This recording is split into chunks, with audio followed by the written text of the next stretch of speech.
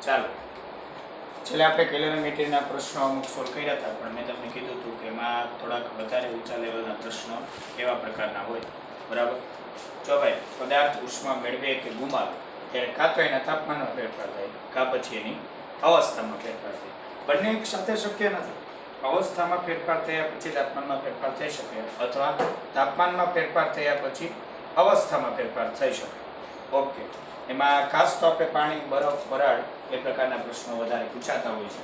હવે જોજો, એમાં થોડાક અલગ લેવલના ક્વેશ્ચન જોઈએ. એડવાન્સ જેડબલઈમાં પૂછાયેલા પ્રશ્નો આ થોડાક અલગ પ્રકારના. આવા એક બે રેફરન્સમાં તમે જોયા હશે. 3 પ્રશ્નો હું તમને કરાવું છું. દાખલા તરીકે 3 પ્રવાહીઓ છે. એ તાપમાન છે 10 ડિગ્રી સેલ્સિયસ, બી નું તાપમાન છે 15 ડિગ્રી સેલ્સિયસ, સી નું તાપમાન છે 20 ડિગ્રી સેલ્સિયસ. એ નું તાપમાન 10 ડિગ્રી સેલ્સિયસ, બી નું 15 ડિગ્રી સેલ્સિયસ, સી નું 20 ડિગ્રી સેલ્સિયસ. ત્રણેય સમાન દળ ધરાવતા પ્રવાહીઓ છે. દળ અલગ અલગ આપી શકાય, પણ અત્યારે હું તમને થોડું સરળતા માટે કહી દઉં છું કે ત્રણેય સમાન દળ ધરાવતા પ્રવાહીઓ છે. સમાન દળ ધરાવતા પ્રવાહીઓ. હવે એ અને બી ને તમે મિક્સ કર્યા ને, તો મિશ્રણનું તાપમાન છે 12 ડિગ્રી સેલ્સિયસ. એ અને બી ને મિક્સ કર્યા તો મિશ્રણનું તાપમાન કેટલું છે? 12 ડિગ્રી સેલ્સિયસ. બી અને સી ને મિક્સ કર્યા તો મિશ્રણનું અંતિમ તાપમાન છે 16 ડિગ્રી સેલ્સિયસ. બરાબર? એ અને બી ને મિક્સ કર્યા તો 12 ડિગ્રી સેલ્સિયસ, બી અને સી ને મિક્સ કર્યા તો 16 ડિગ્રી સેલ્સિયસ. તો પ્રશ્ન એવો છે કે એ અને સી ના મિશ્રણનું તાપમાન કેટલું થશે? સમજાણું? ક્વેશ્ચન કેવો છે? એ અને બી ના મિશ્રણનું તાપમાન, અંતિમ તાપમાન 12 ડિગ્રી સેલ્સિયસ, બી અને સી ના મિશ્રણનું અંતિમ તાપમાન 16 ડિગ્રી સેલ્સિયસ. તો એ અને સી ના મિશ્રણનું અંતિમ તાપમાન કેટલું હશે? તો પહેલા તો પ્રથમ કિસ્સો અને બીજો કિસ્સો ધ્યાનમાં લઈ તમારે શું કરવું પડે? તમારે વિશિષ્ટ ઉષ્માઓ વચ્ચેનો સંબંધ ધરાવવો પડે. એટલે જોજો, પેલા એ એન્ડ બી ની વાત કરીએ આપણે. એ અને બી ને મિક્સ કરો તો કોણ ઉષ્મા મેળવશે, કોણ ઉષ્મા ગુમાવશે? એ અને બી. બી ગુમાવશે, એ મેળવશે. કે બી જેટલી ગુમાવશે એટલી એ મેળવશે.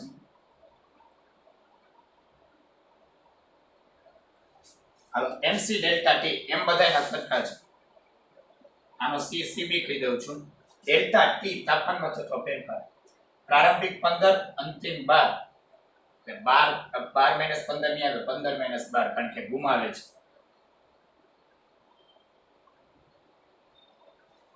એ મેળવે છે MC ડેલ્ટા ટી. ત્રણેયના દળ સમાન છે પ્રશ્નમાં હું કહું છું. તો હવે MC ડેલ્ટા ટી અંત પ્રારંભિક તાપમાન 10, અંતિમ 12. 12 - 10 એમાં અંતિમ માઈનસ પ્રારંભિક આવશે. એટલે સીબી શું થઈ જશે? એટલે કણે આમ લખીએ કે 3CB = 2CA. અહીંયાથી CA અથવા CB ને કરતા બનાવો, પણ કઈ વાંધો ના આવે, છેલ્લે કરશું આપણે. છેલ્લે હવે બી અને સી ના મિશ્રણ માટે, બી અને સી ના મિશ્રણ માટે, બી અને સી ના મિશ્રણ માટે સી ગુમાવશે કારણ કે સી નું તાપમાન 20 છે, અને બી મેળવશે. સી કેટલું ગુમાવશે? MC delta T M CC delta T 20 - 16.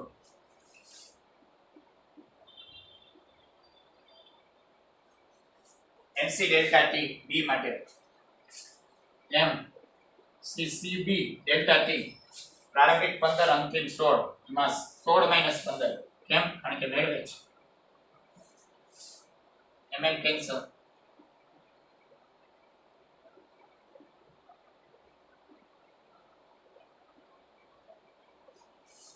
આ બીજું સમીકરણ છે. Okay ready. હવે કોને મિક્સ કરવાના છે? A અને C ના મિશ્રણ માટે જેનું અંતિમ તાપમાન આપણે T ધારી લઈશું. એ તો ABC ત્રણેય મિક્સ કરવાના પૂછાઈ શકે. આનું અંતિમ તાપમાન આપણે T ધારી લીધું, બરાબર, કેપિટલ. A અને C મિક્સ થાય, કોણ ગુમાવે કોણ મેળવે? C ગુમાવશે, A મેળવશે.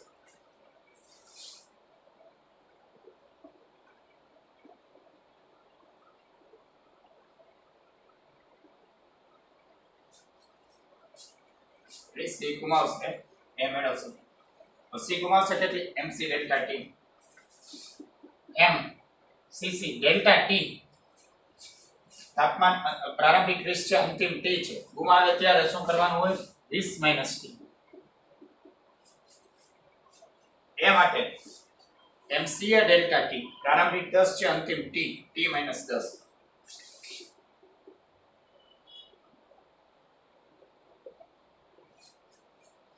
એમ કેન્સલ. તો CC ની અને CA ની બેની કિંમત CB ના સ્વરૂપમાં લખી નખાય, એટલે CB ઉડી જાય. CC ની કિંમત કેટલી આવશે? CB/4.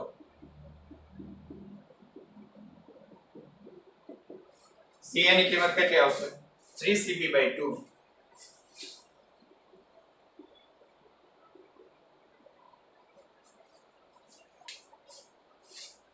રેડી. CB cancel. આ 2 × 4 આ બે અહીં ગુણાશે એટલે 6 થઈ જશે. 6 × T - 10.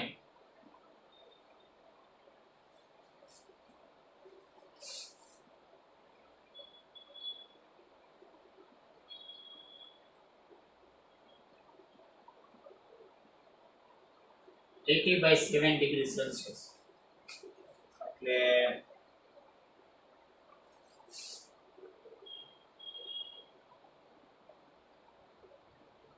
11 + 77 થાય ને. 11 × 7 = 77, 3 વધશે, 7 × 4 = 28, એટલે અરાઉન્ડ આટલો જવાબ આવશે. ખબર? એટલે થોડોક અલગ પ્રકારનો પ્રશ્ન હતો. જી, આનાથી થોડોક અલગ પ્રશ્ન બનાવો, વ્યવસ્થિત રીતે લખી લેજો. આ ધ્યાન રાખજો, પછી રિવિઝનમાં કામ આવે.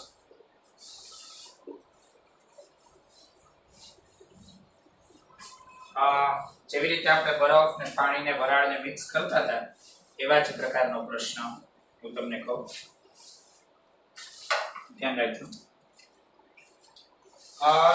-10 ડિગ્રી સેલ્સિયસ તાપમાન ધરાવતા સમજો 10 ગ્રામ બરફને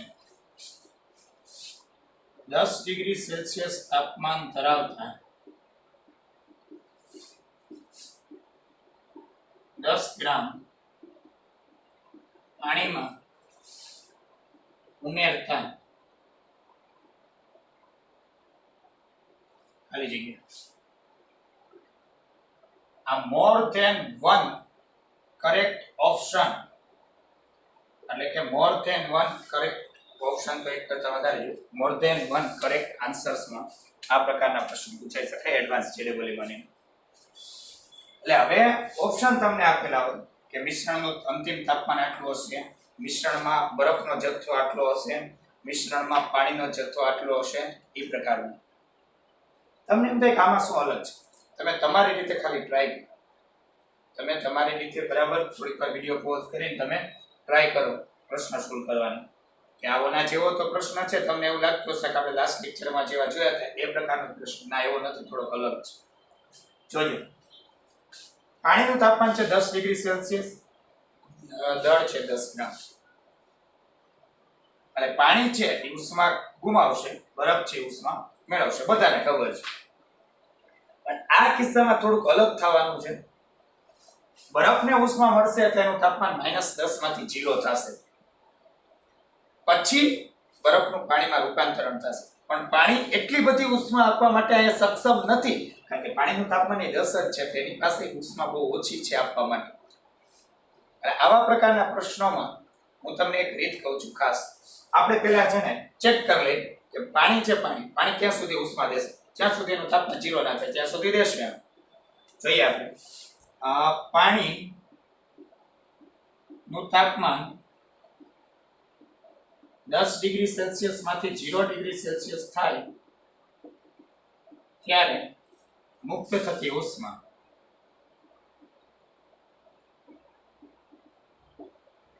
Q બરાબર mc ડેલ્ટા T. m કેટલું 10 ગ્રામ, c કેટલો 1 પાણી છે, ડેલ્ટા T 10 માંથી 0 એટલે ફેક્ટર 10 100 કેલરી ઉષ્મા મળે તમને ત્યારે પાણીનું તાપમાન 0 થઈ જાય. હવે 1 મિનિટ, બરફને -10 માંથી 0 એ પહોંચાડીએ. બરફનું તાપમાન 0 ડિગ્રી સેલ્સિયસ થી -10 ડિગ્રી સેલ્સિયસ થી 0 ડિગ્રી સેલ્સિયસ થાય ત્યારે શોષેલી ઉષ્મા, બરફ તો ઉષ્મા મેળવશે ને. Q બરાબર mc ડેલ્ટા T. m 10 ગ્રામ, c 0.5 બરફ માટે, ડેલ્ટા T 0 - -10. એટલે હવે મારી વાત તમે સમજો. 50 કેલરી પાણીએ 100 કેલરી ઉષ્મા આપી પોતાનું તાપમાન 10 માંથી 0 કરી, ત્યારે બરફે એમાંથી 50 કેલરી વાપરી નાખી -10 માંથી 0 તાપમાન કરવાનું. અત્યારે તમારી પાસે છે શું ખબર તમને? હાલમાં મિશ્રણ શું ધરાવે છે ખબર? 10 ગ્રામ પાણી. એટલે આપણી ગણતરીમાં કહું છું 0 ડિગ્રી સેલ્સિયસ વાળું 10 ગ્રામ બરફ 0 ડિગ્રી સેલ્સિયસ વાળો અને 50 કેલરી ઉષ્મા છે જે આપણી પાસે. 50 કેલરી ઉષ્મા હજી આપણી પાસે પડી છે. અને 100 આપી એમાંથી 50 વપરાણી, 50 હજી પડી છે આપણી પાસે. ઓકે ઓકે ઓકે ઓકે સમજો બરાબર. હવે આ તો બરફને જ મળે ને, કારણ કે બરફનું જે લેવલ છે એ ઘન છે, એટલે ઘનને પહેલા મળે. સરખા તાપમાન હોય ને તો ઘનને પહેલા મળે, કારણ કે એનું થર્મલ લેવલ નીચું છે. હવે યાદ કરો, બરફનું પાણીમાં રૂપાંતરણ કરવા માટે ઊર્જા જોઈએ Q બરાબર ml. એમાં L ની કિંમત જ 80 કેલરી પ્રતિ ગ્રામ હોય. 1 ગ્રામ બરફને ખાલી પાણીમાં ફેરવો તો 80 કેલરીની જરૂર પડે. તમારી પાસે તો 10 ગ્રામ બરફ છે ને ખાલી 50 કેલરી ઉષ્માની. એટલે બધાય બરફ તો સમજાય, 1 ગ્રામ બરફ બરાબર પાણીમાં ફેરવવાનું નથી. તો પાણીમાં ફેરવાતું દળ કેટલું? બરફનું પાણીમાં રૂપાંતરિત થતું દળ Q બરાબર ml પરથી m બરાબર Q/L. તમારી પાસે Q કેટલા છે? 50 કેલરી. L કેટલા હોય? 80 કેલરી પ્રતિ ગ્રામ. એટલે આ 5/8 0.625 આટલા ગ્રામ બરાબર બરફ છે પાણીમાં રૂપાંતરિત થશે. ત્યાં તો 50 કેલરી ઉષ્મા પતી ગઈ. હવે કોઈ દેવા વાળું નથી, કારણ કે પાણીનું તાપમાન 0 છે, બરફનું 0 છે. તો અત્યારે છેલ્લે તમારી પાસે મિશ્રણમાં વધ્યું શું ખબર તમને? જો 10.625 ગ્રામ પાણી, કેમ 10 ગ્રામ હતું, હજી આટલો તો બરફ પાણીમાં રૂપાંતરિત થયો. 9.375 ગ્રામ બરફ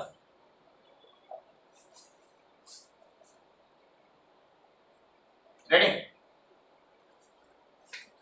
અને 0 ડિગ્રી સેલ્સિયસ તાપમાન. આ બધું 0 ડિગ્રી સેલ્સિયસ તાપમાન. એટલે મિશ્રણ 0 ડિગ્રી સેલ્સિયસ તાપમાને આટલો જથ્થો ધરાવતું હશે. આ ઓપ્શનમાં હોય, આ ઓપ્શનમાં હોય, આ ઓપ્શનમાં હોય, બધું સાચું પડે. તો તમને એમ થાય કે એવું ના થાય કે હજી પાણી છે એ ઉષ્મા દે. ભાઈ પાણી ઉષ્મા હવે આપે ને તો પાણી પોતે બરફ બને. એ પાણી આપેલી ઉષ્મા બીજો બરફ મેળવે, એ બરફ પાણી બને. તો એ તો એનું એક થવાનું છે. 1 ગ્રામ પાણીનો બરફ બને તો સામે 1 ગ્રામ બરફનું પાછું પાણી બની જાય. સમજાણો તમને? એટલે મિશ્રણ સંતુલન સ્થિતિમાં આટલું ધરાવતું હશે. થોડોક અલગ પ્રકારનો પ્રશ્ન થઈ ગયો, ધ્યાન રાખજો. ઓકે, હવે આવો એડવાન્સ કેટેગરીમાં પૂછાયેલો પ્રશ્ન એડવાન્સ GEE માં પૂછાયેલો જ પ્રશ્ન, બરાબર. એક કરતા વધારે વિકલ્પો સાચા હોય એવો ખૂબ જ સરસ મજાનો પ્રશ્ન, એ પણ તમને કરાવી દઉં. 5 કિલોગ્રામ વરાળને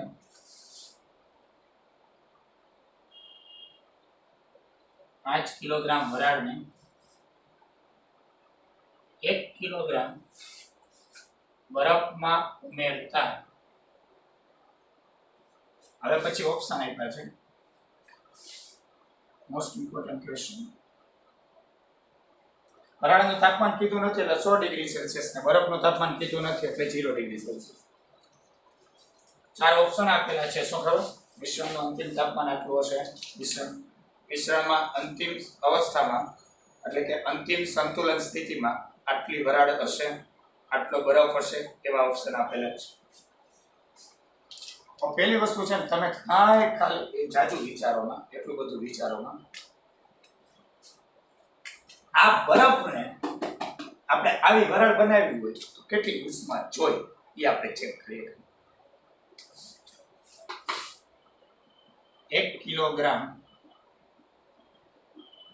સરળ રસ્તો, બરફને બધાની રીત અલગ અલગ હોય. વરાળમાં રૂપાંતરિત કરવા આમાં ઉષ્મા આપવી પડે, કરવા જરૂરી ઉષ્મા કેટલી જોઈએ આપણે ચેક કરી લઈ, પછી કંઈક વિચારશું. બરાબર. જો પેલા તો બરફનું પાણી બને એટલે ml, m 1 કિલોગ્રામ એટલે 1000 ગ્રામ, L 80. પછી પાણી બન્યા પછી પાણીનું તાપમાન 0 થી 100 થાય, mc ડેલ્ટા t m 1000. પાણીનો C1 પાણી બની ગયું ને, ડેલ્ટા t 100 - 0. એટલે 100 ડિગ્રી સેલ્સિયસ તાપમાને પાણી પહોંચ્યું પછી એમાંથી વરાળ બનવા માટે પાછી ml જોઈએ, m 1000 અને ત્યાં L હોય 540. આ કેટલા છે? 80,000. વચ્ચે 1 લાખ, આ 1 લાખ અને ઓલા 5,40,000.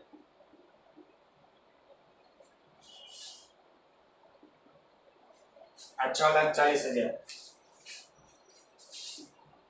એટલે 7,20,000. 6,40,000 ને 80. આટલી કેલરી ઉષ્માની જરૂર પડે કોને? બરફને. શેમાં રૂપાંતરિત થવા? વરાળમાં. હવે આને ઉષ્મા આપશે કોણ? અહીંયા રહી વરાળ. આ વરાળ જ આપશે એને ઉષ્મા. તો વરાળ છે, વરાળ એ આટલી ઉષ્મા આપે તો કેટલું એનું પાણીમાં રૂપાંતરણ થાય એ આપણે ચેક કરીએ.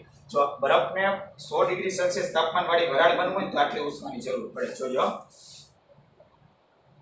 એટલે વરાળનો પાણીમાં ફેરવાતો જથ્થો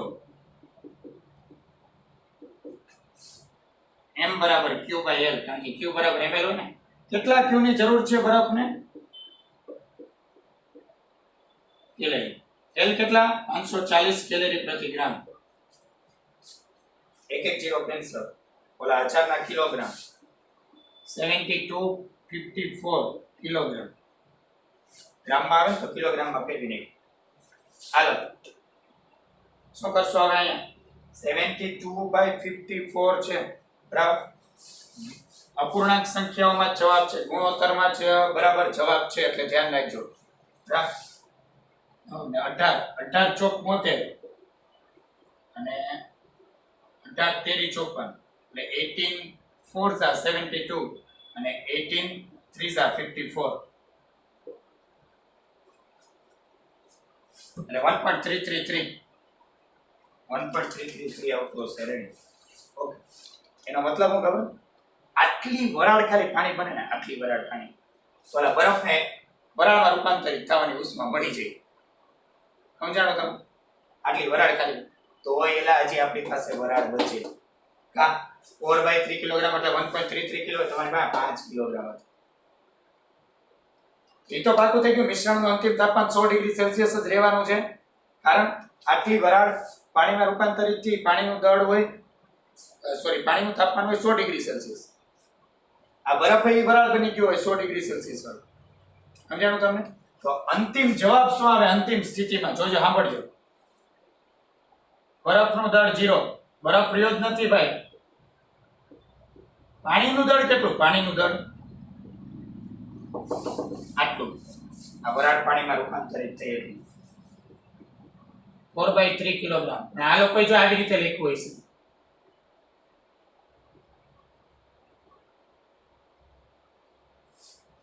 આ 4/3 થાય. 3 × 1 + 1 વરાળનું દળ ગણાય કે 5 માંથી 5 કિલોગ્રામ હતું, એમાંથી આ બાદ કરી નાખો એટલે આ વત્તા +1 હજી કરવું પડે. આ બરફ એ બન્યો હોય વરાળ એટલે 5 - 4/3 + 1.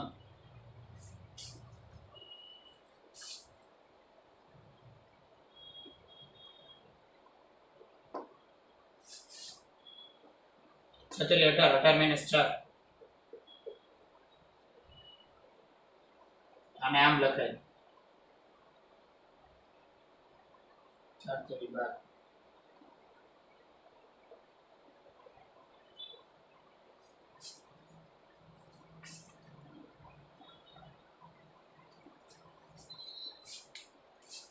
रेडी? खबर से बताने ओके. આવી રીતે તમને ઓપ્શન આપેલા હોઈ શકે. હું તમને ઓપ્શન સમજાવું. ઓપ્શન કઈ રીતે આપેલા થઈ. ઓકે, ઓપ્શનમાં એવું છે એક મિશ્રણનું તાપમાન 160 ડિગ્રી સેલ્સિયસ. એ તો ખોટું પડે. કેમ ખોટું પડે? મિશ્રણનું તાપમાન 60 ડિગ્રી સેલ્સિયસ, 160 ડિગ્રી. મિશ્રણનું છેલ્લું તાપમાન 100 ડિગ્રી. પછી એક એવો ઓપ્શન છે કે મિશ્રણનું અંતિમ તાપમાન 100 ડિગ્રી સેલ્સિયસ. તો એ સાચું છે, બરાબર. પછી એક બરફના દળવાળો છે અને એક પાણીના દળવાળો છે, બરાબર. તો એ તો સાચું પડશે. ઓકે, આવડશે બધાને? કઈ પ્રોબ્લેમ છે આમાં? એટલે આ છે ભાઈ કેલોરીમીટર, બરાબર. આવા ગમે તે પ્રવાહીને મોટા ભાગે તો આપણે પાણીનું એમ પૂછાતું હોય છે, પણ બીજા ગમે તે પ્રવાહીમાં પણ પૂછી શકાય.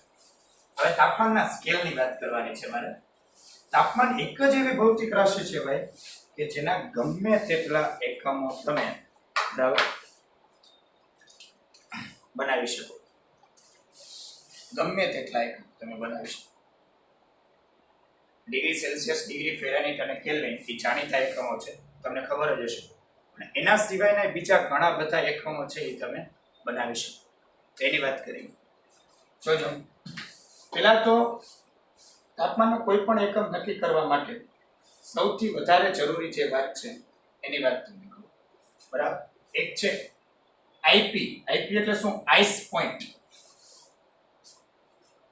શું કહેવાય? આઈપી એટલે આઈસ પોઈન્ટ, એટલે બરફનું તાપમાન. એને હજી એક બીજું કંઈક બીજું કહેવાય એલએફપી. એલએફપી લોએસ્ટ ફિક્સ્ડ પોઈન્ટ. આને શું કહેવાય ખબર? લોએસ્ટ ફિક્સ્ડ પોઈન્ટ એટલે શું થાય? ન્યૂનતમ પ્રમાણિત માપ. વજન કાંટો હોય એમાં 0 કિલોગ્રામ થી 120 કિલોગ્રામ, તો 0 કિલોગ્રામ હોય ને એને એલએફપી કહેવાય, લોએસ્ટ ફિક્સ્ડ પોઈન્ટ. અને 120 હોય ને એને હાઈએસ્ટ ફિક્સ્ડ પોઈન્ટ કહેવાય, એચએફપી. બીજું સ્ટીમ પોઈન્ટ. સ્ટીમ પોઈન્ટ એટલે શું? વરાળનું તાપમાન, એચએફપી, હાઈએસ્ટ ફિક્સ્ડ પોઈન્ટ. હવે તાપમાનનો કોઈ પણ એકમ તમે લો ને, T - LFP છેદમાં HFP - LFP, આ બધા એકમો માટે સેમ હોય. સેમ એટલે સમાન. તમને એમ થતું હશે આ શું વાત કરે છે, તો ધીમે ધીમે થોડુંક સમજાશે, ખબર પડી જશે હમણાં શું વાત કરું છું. દાખલા તરીકે ડિગ્રી સેલ્સિયસ માટે, ચાલો ડિગ્રી સેલ્સિયસમાં ઓછામાં આપણે આઈપી એટલે થર્મોમીટર આવે ને, એમાં આઈપી કેટલું આપ્યું હોય ડિગ્રી સેલ્સિયસમાં બરફનું તાપમાન? 0 ડિગ્રી સેલ્સિયસ. અને એસપી સ્ટીમ પોઈન્ટ વરાળનું તાપમાન કેટલું હોય? 100 ડિગ્રી સેલ્સિયસ. તો આના માટે આ સૂત્ર શું બને? ડિગ્રી સેલ્સિયસ એટલે ટીસી માં તમારે જવાબ જોતો હોય તો -0 છેદમાં 100 - 0.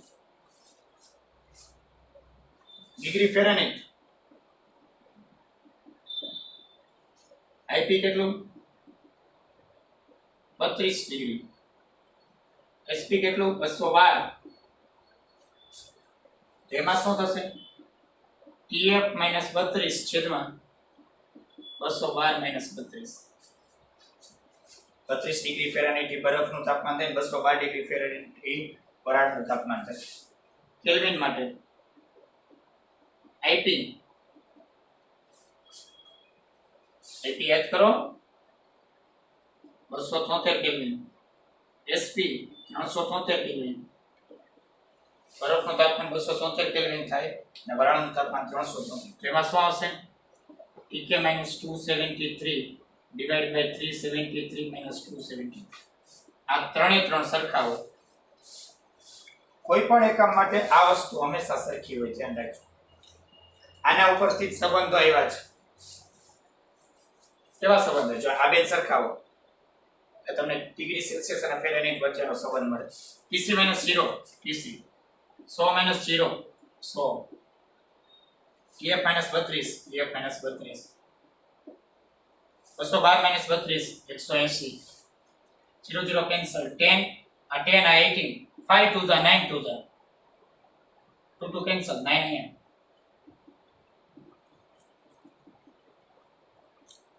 -32 આ સાઈડ લઈ જાઓ તો TF ઇક્વલ ટુ શું થઈ ગયું? અહીંયાથી આવ્યું છે ભાઈ, આ બેન સરખાવા, આ બેન TC - 0 TC, 100 - 0 100, TC by 100 is equal to TK - 273, 373 - 273 100, 100 100 cancel, TC equal to TK - 273, તો TK equal to શું થાય? TC plus 273. કેલ્વિન બરાબર ડિગ્રી સેલ્સિયસ વત્તા 273, ફેરનહીટ બરાબર 9/5 TC plus 32. સમજાણું તમે? ઓકે. એટલે તાપમાનના એકમોની વાત કરી. તાપમાનના એકમોની વાત. આના ઉપરથી તમે તમારી રીતે બીજા એકમો બનાવી શકો. બરાબર? છેલ્લે હું તમને લિસ્ટ આપું છું અમુક પ્રશ્નોનો. બરાબર? એ પ્રશ્નો તમે સોલ્વ કરજો. પણ એ પહેલા મેં તમને કીધું ને કે તમે પણ કોઈ પણ પ્રકારના એકમો બનાવી શકો.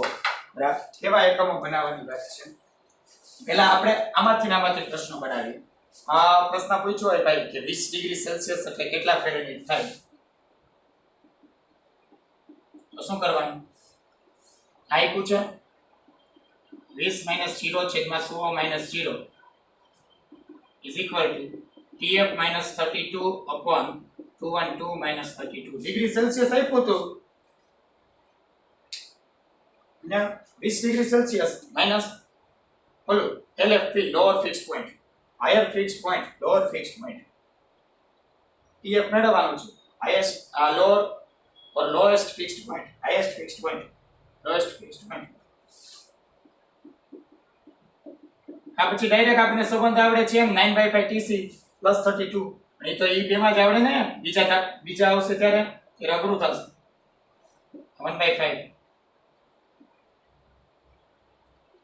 આ જ બે 9/5 કરી નાખો. સહેલું પડશે. 5 9 ચોક 36.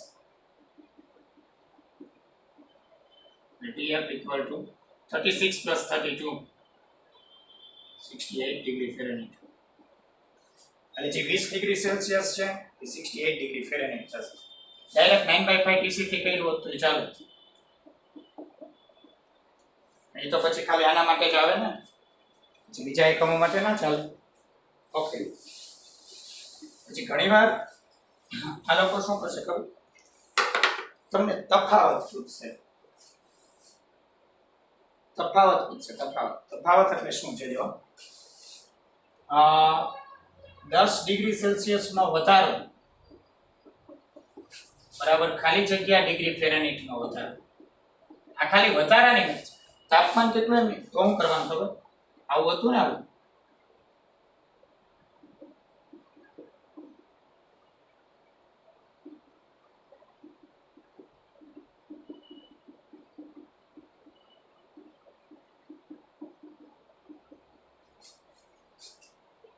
ડેલ્ટા લગાડી દીધું.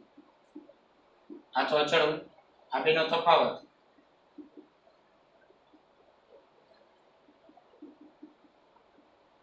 આનો ફેરફાર તો 0, આ બેનો તો ફેરફાર એ તફાવત ફિક્સ થઈ ગયું. આ તાપમાનનો ફેરફાર છે કેટલો 10.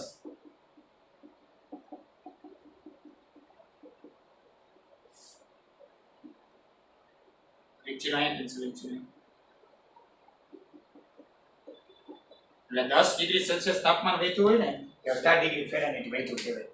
અથવા જો બીજી રીતે શીખવાડો, આમ હતું તમારે તો ફેરફાર જોઈએ છે, ફેરફાર લગાડો. 32 નો ફેરફાર તો 0 થાય ને. હા થઈ ગયું. આ ફેરફાર કેટલો? આવો કેલ્વિન અને ડિગ્રી સેલ્સિયસ માં ફેરફાર સરખો હોય એનું કારણ શું?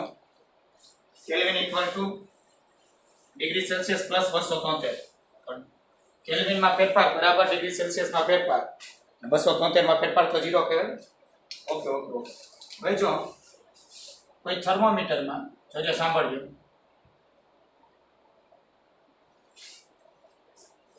પ્રમાણિત તાપમાનો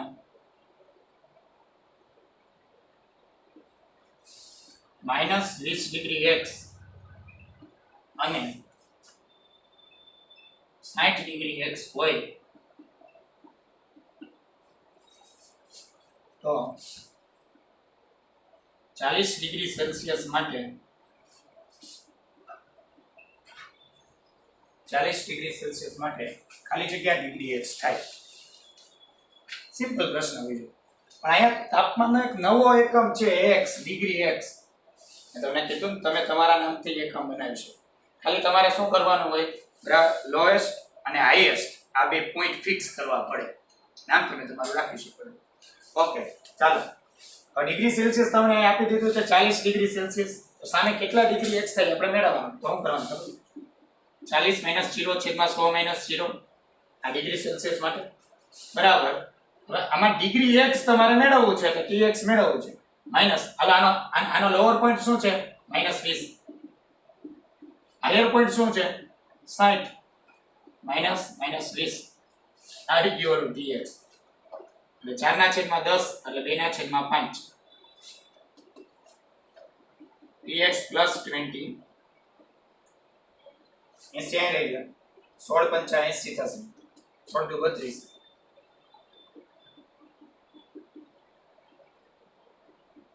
12 ડિગ્રી x. સમજાણું તમને? આવી રીતે x ને w ને y ને એવા ઘણા એકમો આ લોકો બનાવે.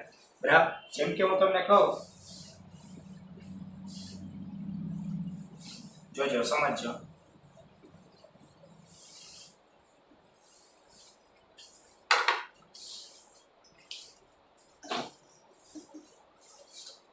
x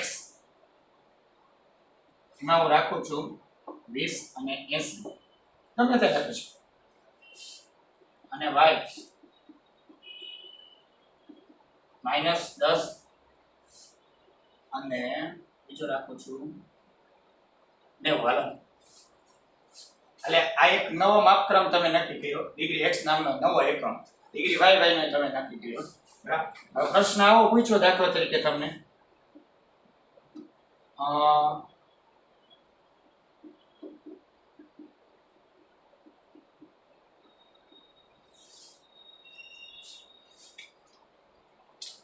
ready?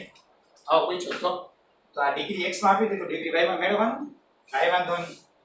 30 - 20 છેદમાં 80 - 20 આ લોઅર ને higher is equal to y માં મેળવવાનું છે -10 છેદમાં 90 - -10 આ y માં મળી.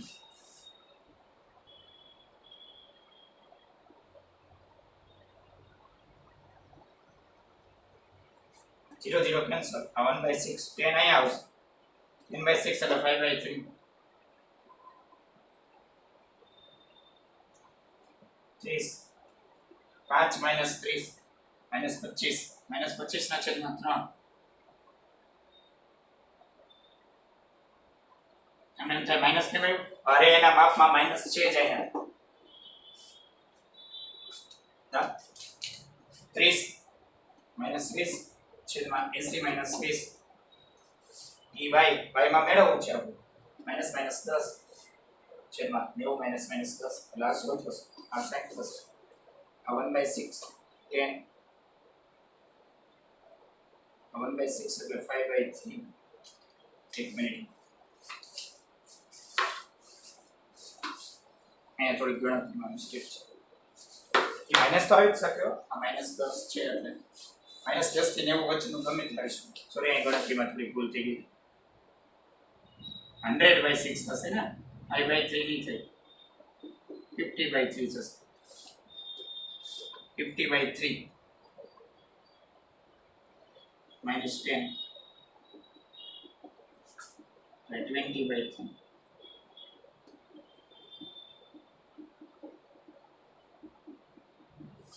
Ready? 6.67 ડિગ્રી હોય.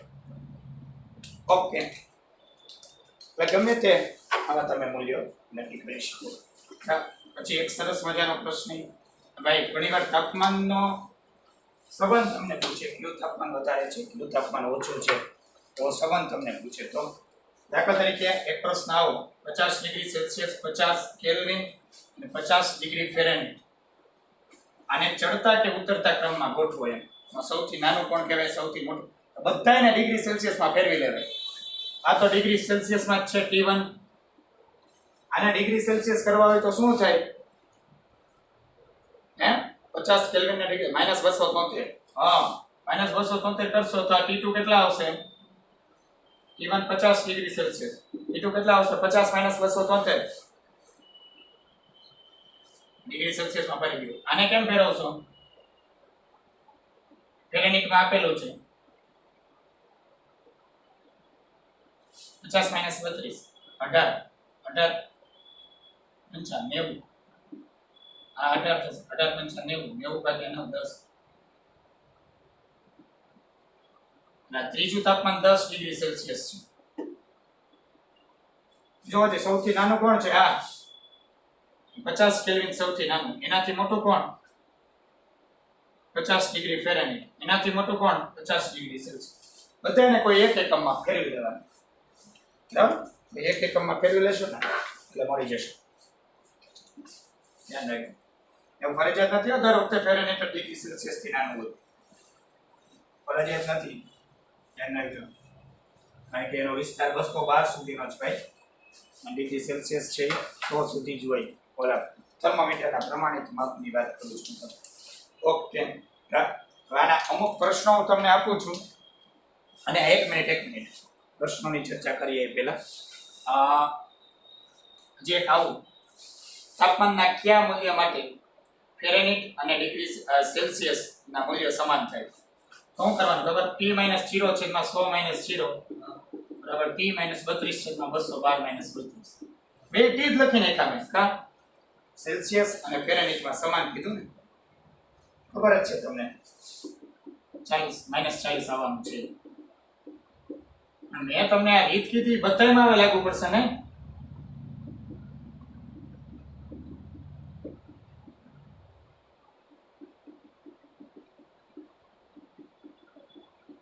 એટલે આને ડિગ્રી સેલ્સિયસ એ બોલાય, ડિગ્રી ફેરનહીટ એ બોલાય -40. કારણ કે બેમાં મેં ટી જ લખ્યું. આવી જ રીતે તમને કોનો પૂછે? કેલ્વિન અને ફેરનહીટ નો. તો શું કરવાનું? આ ફેરનહીટ, આ કેલ્વિન.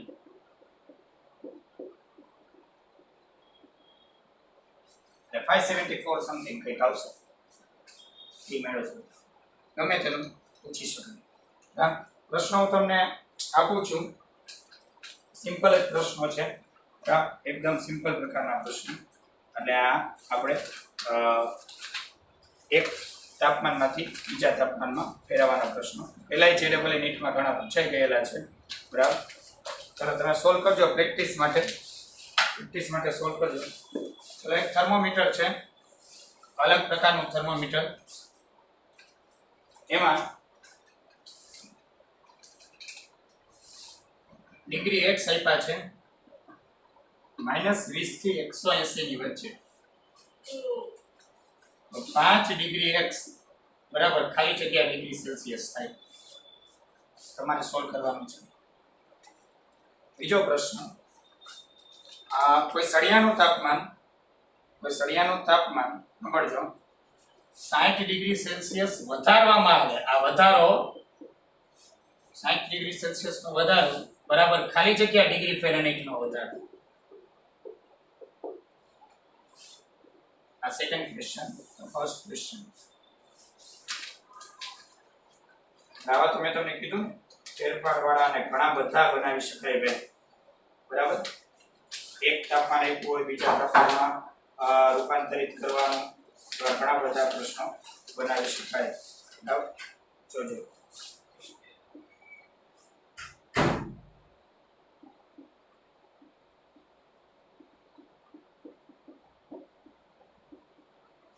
આને ત્રણેયને તમારે ગોઠવવાના છે. સૌથી વધારે કીધું સૌથી ઓછું કીધું છે. આને બધાને ગોઠવવાના છે.